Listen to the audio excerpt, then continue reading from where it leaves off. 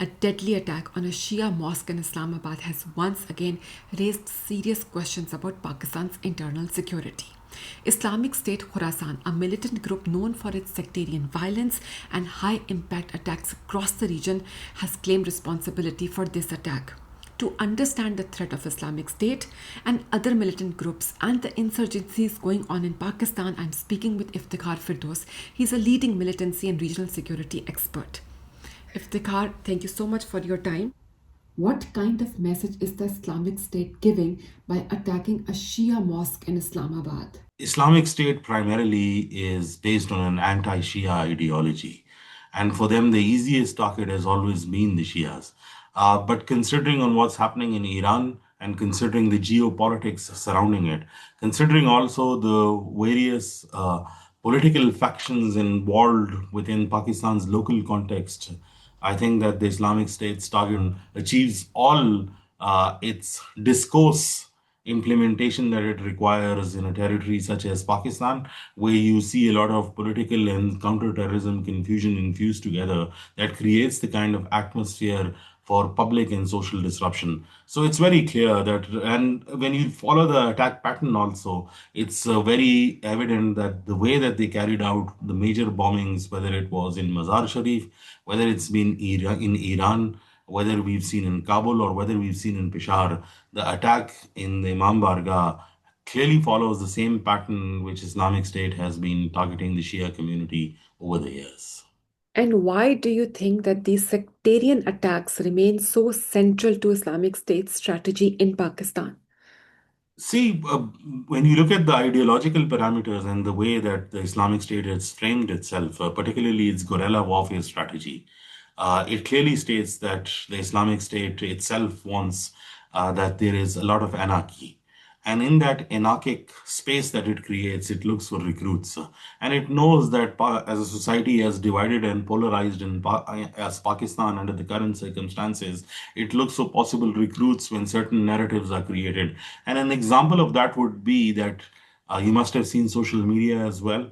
And there are certain sectarian organizations which were shown as to celebrate the attack. And so now the Islamic State will possibly be looking to recruit from within those organizations because it knows that this sentiment sort of, matches with what they actually want. Do you think that this attack shows an actual expansion of Islamic State Khorasan, or was it just one, spectacular attack by Islamic State? No, I don't think that it actually shows the expansion of the Islamic State of Khorasan because the group was always evanescent. It's never a kind of a group that actually creates a lot of PR into the public sphere in which it is actually disseminating information of what it's going to do. So it always remains an elusive group which sort of creates the illusion that it's present everywhere, and yet it is considered to be one of the smallest groups in terms of the terrorist hierarchy when you look at the numbers. If you look at the UN, it says that the numbers cannot be more than 2,500. But the impact assessment in terms of what a suicide bombing can actually do, from considering a counterterrorism perspective, a successful suicide bombing, and don't mind me for being political, incorrect, but when you look at counterterrorism, if it actually has 40 fatalities, then it is considered to be one of the most lethal point of views from the government's perspective, but from a terrorist perspective, that is considered to be, something that creates the ripple effect that the terrorist organizations want. And if you look at the casualty assessment in terms of the civilian spaces that is Islamic State targets, it obviously rings those, bells within the jihadist corridors as well, because Southeast Asia and Pakistan, Afghanistan, and Central Asia at this point has become a sort of a theater for competition as well amongst jihadist entities as well. And so the Islamic State also wants that space to be known that they exist over here and they are actually one of the benefactors of this and looking for possible new recruitments. Iftikhar, Donald Trump, in his first address to Congress, had praised Pakistan for arresting an Islamic State militant leader who was also the mastermind behind the Kabul airport attack in 2021. So Yeah. Pakistani military clearly knows the presence and the threat Islamic State poses. My question to you is Pakistan actively carrying out operations against this militant group? I think that in terms of its public posture, The Pakistani state has always been in a sort of a denial, and it has not given out the kind of information that it should have for its CT operations. But behind closed doors, there is a kind of a acknowledgement, in not just in terms of presence, but the large scale operations that have been conducted against the Islamic State, and very successful. What Donald Trump said is just an instantaneous reflection of one particular character, which was Sharifullah, who was arrested, whose name was Jafar, who was one of the five peoples involved in the bombing at the Hamid Karzai International Airport, which led to about 163 casualties, including Marines from the U.S. forces. And so, for the American perspective, obviously, he was an important person to be arrested. But when you look at the hierarchical structure of the Islamic State, people like Sharifullah or anybody who was involved in that attack are very low key people. I mean, they do not to be within the superseding structures or the leadership structure of the Islamic State. And there are two parts that people actually usually confuse. There is the Islamic State Khorasan part, under which ISPP, which is the Islamic State Pakistan, and then there's the Islamic State Hind, and then there is the Kashmir chapter, and then there is a Bengal chapter. All of these sort of combine, and this forms the ISKP network. But this is the Khorasan region which they consider. But then there is the part of the external operations of the Islamic State Khorasan, which is much bigger than its internal workings. And that is actually the one that is linked to transnational attacks, carrying out these coordinations between different countries in which different suicide bombing and different actions are taken. And I think that is what the international community also fears. Pakistan is also facing an active insurgency in Khyber Pakhtunkhwa. Hmm. Why do you think there is a resurge in militant violence in KP? I think when you look at it very clearly, with this 2,600 kilometers border with Afghanistan between Khyber Pakhtunkhwa, and then about 960 kilometers border with Iran from Balochistan, it is the history of has been that it has always remained in a mindset where they have actually been against state authority. And so that the state has not been able to create the kind of stakes for these people so that they think inwardly, that the thought process of theirs is still outwardly. And so, to put it in very simple terms, I think that there was a time period between 2016 and 2020 where the Pakistani state made all sorts of reforms which were only on paper, or majority of them was on paper. We saw the FATA reform structure where it merged the tribal areas and made them settled areas. We also now are seeing a process in Balochistan simultaneously where they have these category A and category B areas depending on what kind of security and government structure they have over there. They're trying to abolish that as well. But minus the development, when providing opportunities for employment for people, that thinking is not going to change, neither in the long term, neither in the short term. It can only be a very positive or optimistic thinking that one can assume that through just kinetic operations, which is military operations, that this can be quelled. Even if now they manage to do it, and they do not bring the development factor into it and create the stakes for the locals within it, because economy plays a very important role.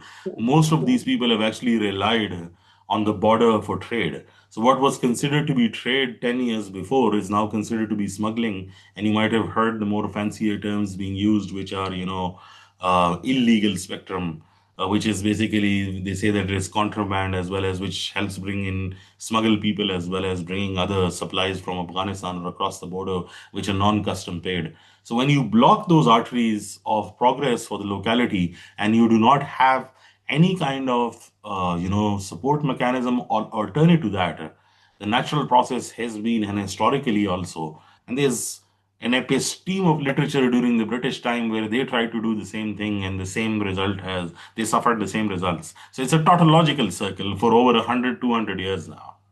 Iftikhar, so, okay, the borders are shut. Pakistan has tried to negotiate with the Afghan Taliban. Last year, there was a major conflict between Pakistan and Afghanistan. Militancy continues, but there's a complete deadlock and stalemate with the Afghan Taliban, so Afghanistan government. So when it comes to KP insurgency, what could initiate an opening into negotiation? What could initiate at least some relief in the insurgency? I think there is an overt realization from the government about two things. Number one is that they have to set their own house in order. So we did see last week where the political government in KP, which is PTI led, and obviously the way that their framing is contrary to what the federation thinks, even their relationship with Afghanistan. And so the optics of it was that we saw the chief minister sitting and all the military giving him a debrief, and then we saw a PR in which it was said, okay, they both agree that terrorism is a problem. But more importantly, within that PR, there was a line in which they said that they will both commit to long term development, which is important for counter radicalization. And I think if that happens, that would be key. But that cannot be just limited to one governance system. It will have to be a plan for over 10 years, over 20 years, for it to actually sort of, move step by step. So there's a separate insurgency going in Balochistan that's fundamentally different from the insurgency in KP. Yeah. Yeah. And how lethal or how dangerous is that insurgency? I mean, last week we saw, a few days ago, we saw a huge attack by militant groups in Balochistan. So, how deadly and dangerous is that insurgency? For me, the interesting part of all of it is, I mean, I can give tons of explanation to it, but we're short on time. When the chief minister of Balochistan was, spoken to, so he said there are a few dozen of these people, but they have local facilitators that amount to over 5,000 people. Now, 5,000 people, when you look at the expansive scope of on how this attack took place, and it is also true that these groups can actually not hold territory because Balochistan or the entire Pakistan is a highly militarized zone because the concentration has always been that we will be attacked somehow by India or any other entity, and so we have this massive military structure. So no non-state actor will be able to control territory. That's out of the question. But the disrupting factor, if a group is actually capable to culminate to attack almost, 13 districts simultaneously and moving into the federal capital and a suicide bombing in the red zone, which is basically where your entire government structure is. These optics itself clearly show that there is local support mechanism. Now, why is there a local support mechanism? I think that the underlying factors are almost similar to what is in KP.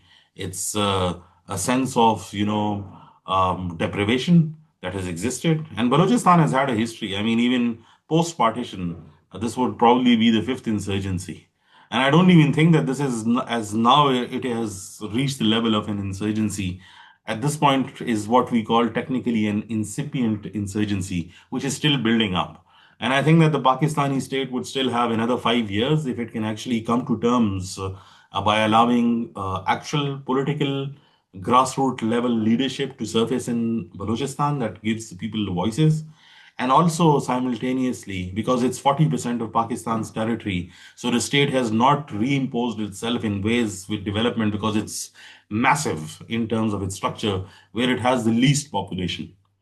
And so it will have to create those developmental structures, which include schools, colleges, and put their stakes into that vicinity, so that they consider that as to be under a government, and they can relate to that. Right now, that relation, state-citizen relationship is quite disruptive over there, and hence they're open to exploitation, and hence that sense of deprivation has reached to an extent. And I do not say that there is no foreign involvement. Obviously, when we look at the regional realignment and the way that things are, obviously Balochistan is under stress. But is it so simple? Is it only that these external players are backing and supporting the militants? As you clearly mentioned, the problem also lies within Pakistan. If there were no internal fault lines, it would not be open to exploitation, or the extent of it would not be that way. You would see some random incident taking place at some random place, and maybe once a month, twice a month. But to try and converge on 13 districts simultaneously and disrupt everything is not something that can just happen overnight. I mean, it's the force that has been built over there with a certain ideological pattern in mind. And you look at the propaganda as well. I mean, and I've actually written about it as well, because I remember that in 2005 or 7, I keep forgetting this, there was a bomb blast at the Radisson Hotel in Jordan, in Amman. And when the investigation sort of, opened up, we found out that it was pairs like male and female clubbed together. They were married and kept together for 6 months to 2 years. And then they were told that they will jointly carry out these suicide bombings. And we hadn't seen that. And it's reappeared in a not very Islamic jihadist sphere of the Baloch insurgency, and we've seen at least two pairs being mentioned, and then we see a 60 years old woman, and then we see a 70 years old man. And these are optics that groups actually use to show that everybody is in collusion to this. It's not just a singularity or one particular person, it's a joint effort, but it also shows that once you bring in these entities to fight, it's the last sense of desperation that has been shown as well.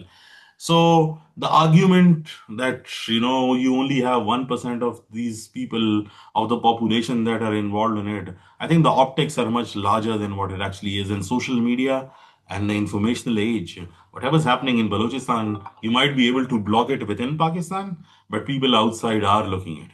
Lastly, Iftikhar, I will quote you. It's a pinned tweet on your X account.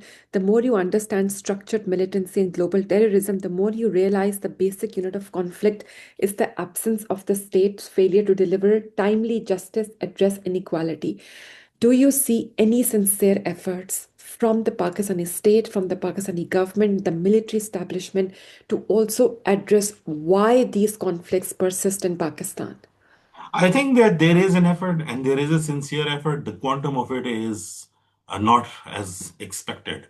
And so the problem is much bigger. And so most of these violence, because under a security architecture where you're being attacked, the first response is always to save yourself and save whatever is left. So the first response is always military and it will be kinetic. And I think that the way that, these groups have now started attacking and in such large numbers where you have 13 districts in Balochistan and then you have the federal capital and then tomorrow it will be somewhere other in the urban sphere, the response that the state is it's because it's grown too big, and so the structure to support that non-kinetic effort in which you can reach out to people and talk to them is very limited. The response is primarily kinetic, and I think they really need to work on it because it's too small scale for the problem to solve.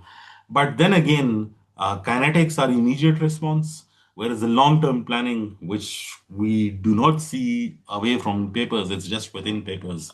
And I think more importantly, what it is there is that they need to understand that the non-kinetic, which is the CVE and PVE part, is more important because the kinetics only explains 20% of it. Says 80% of it is just people to people contact, sitting with somebody, trying to understand on what their problems are and resolving them.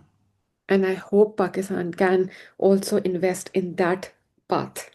I hope so. Thank you so much, Iftikhar. Really appreciate your time.